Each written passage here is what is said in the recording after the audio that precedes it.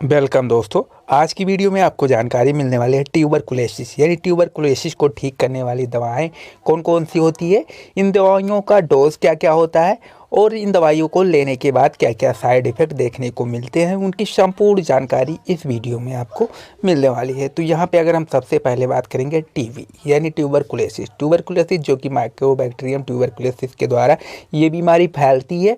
इसमें जो हमारा रेस्पिरेटरी ट्रैक्ट होता है यानी जो श्वास नाल होती है उसमें रुकावट आने लगती है, यानी हमारा जो लंग होता है वो पूरी तरह से इन्फेक्टेड हो जाता है और उस बंदे को बार बार कफिंग की प्रॉब्लम होने लगती है। अगर हम इसके काज की बात करें तो क्या क्या कारण हो सकते हैं ऐसी प्रॉब्लम में, तो जो मेनली कारण देखे गए हैं इन्फेक्शन के वो माइक्रोबैक्टीरियम ट्यूबरकुलोसिस के कारण हो सकती है, माइक्रोबैक्टीरियम अफ्रीकैनम की वजह से हो सकती है, या माइक्रोबैक्टीरियम माइक्रोबैक्टीरियम बोविस। तो ये चारों प्रजातियों में से किसी एक प्रजाति से भी जो है वो ट्यूबरकुलोसिस हो सकती है, क्योंकि जो ट्यूबरकुलोसिस की स्पीसीज है वो ये सारी स्पीसीज की वजह से ट्यूबरकुलोसिस होता है।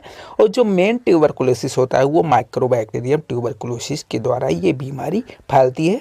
इसमें आप कुछ इस तरह से देख सकते हैं कि हमारा जो लंग है वो इन्फेक्ट हो रहा है, यानी वहाँ पे ग्रोथ हो रही है।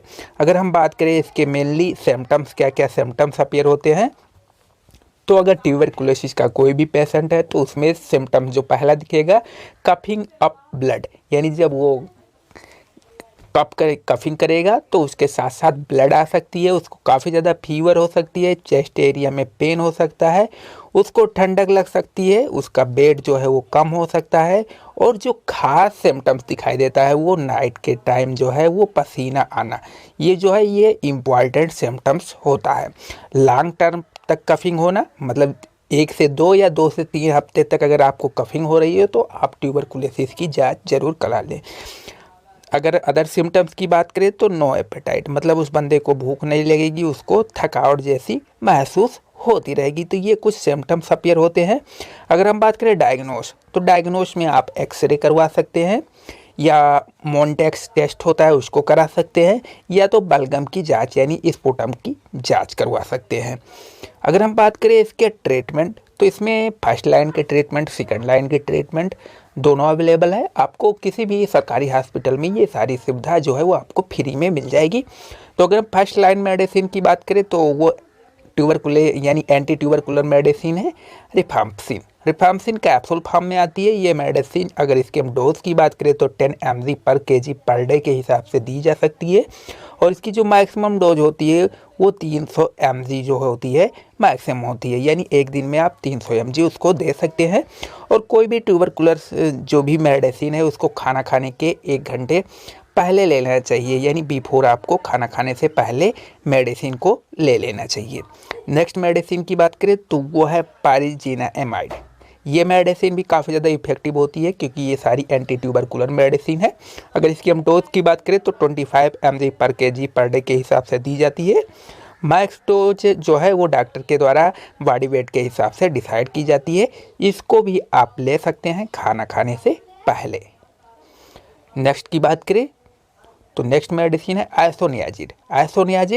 अगर इसके हम डोज की बात करें तो 5 mg पर kg पर डे के हिसाब से दी जा सकती है, और इसकी जो मैक्सिमम डोज होती है वो 300 mg होती है। इस मेडिसिन को भी आप खाना खाने से पहले ले सकते हैं। नेक्स्ट मेडिसिन की बात करें तो वो है इथाम्बुटाल। अगर इसके हम डोजेस की बात करें तो 15 से 20 mg पर kg पर डे के हिसाब से ली जा सकती है, और इसकी जो मैक्स डोज होती है वो बॉडी वेट के अकॉर्डिंग टू बॉडी वेट के हिसाब से डॉक्टर डिसाइड करते हैं। अगर हम इन सारे जो एंटी ट्यूबरकुलर मेडिसिन है अगर इनको हम कॉम्बिनेशन में लें तो जितने भी एंटी ट्यूबरकुलर मेडिसिन इनको कॉम्बिनेशन में भी दिया जाता है।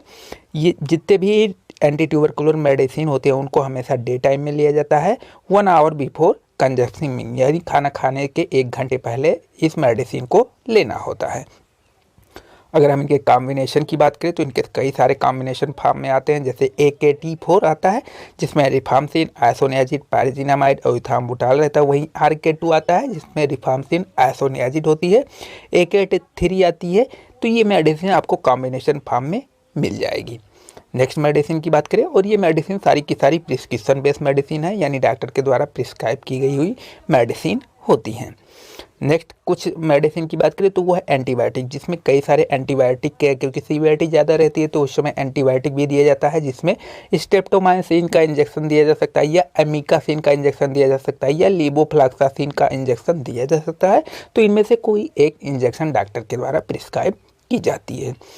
अगर हम बात करें इन सारे मेडिसिन के, जितने भी एंटी ट्यूबरकुलर मेडिसिन हैं, इनके साइड इफ़ेक्ट क्या क्या हो सकते हैं, तो अगर आप इस मेडिसिन को लेते हैं, अगर आपको नोज़िया या वोमिटिंग की प्रॉब्लम हो रही हो, या आप में भूख की कमी हो रही हो, या आपको जॉन्डिस हो चुका हो, या यूरिन का कलर जो है वो डार्क हो चुका हो, या आपको आसानी से ब्लीडिंग हो रही हो, या ब्लड प्रेशर की प्रॉब्लम हो यानी धुंधला दिखाई दे रहा हो, तो इस मेडिसिन को लेना बंद करें और अपने डॉक्टर से सलाह लें। आई होप दोस्तों ये जानकारी आप लोगों को पसंद आई हो। अगर ये जानकारी आप लोगों को पसंद आई हो तो हमारे चैनल को सब्सक्राइब जरूर कर लीजिए। अगर ऐसे वीडियो और चाहिए तो हमें कमेंट करके ज़रूर बताएं। थैंक यू दोस्तों।